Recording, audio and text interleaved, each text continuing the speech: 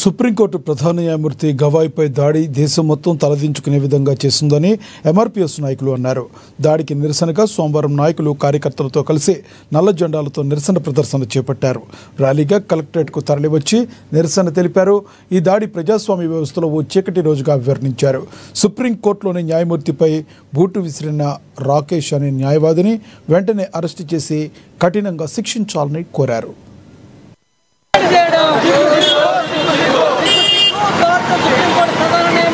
October 6వ తారీఖున ఈ దేశమంతా కూడా సిగ్గుపడేలా ఒక చర్య జరిగింది. భారత సుప్రీంకోర్టు ప్రధాన న్యాయమూర్తి జస్టిస్ బిఆర్ గవాయ్ పై ఒక షూ విసిరిందంటే ఆ రోజు మొత్తం దేశానికి చీకటి రోజుగా అభివర్ణిస్తా ఉన్నాం. నిజంగా ఈ రోజు ఆయనకు అనుకూలంగా తీర్పు రాలేదని మధ్యప్రదేశ్ లో ఉన్నటువంటి ఖజురాహో టెంపుల్లో విష్ణుమూర్తికి సంబంధించినటువంటి ఒక విగ్రహం పాడైందని దాన్ని పునర్ప్రతిష్ఠించాలని సుప్రీంకోర్టులో కేసు వేయడం జరిగింది.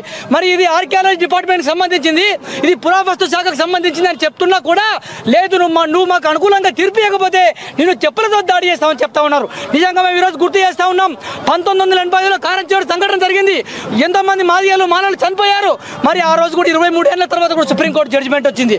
ఈ రోజు రామ మందిరం కేసు కూడా సుప్రీంకోర్టులో జరిగింది. అది కూడా దాదాపు 65 ఏళ్ళు 69 ఏళ్ళు జరిగింది.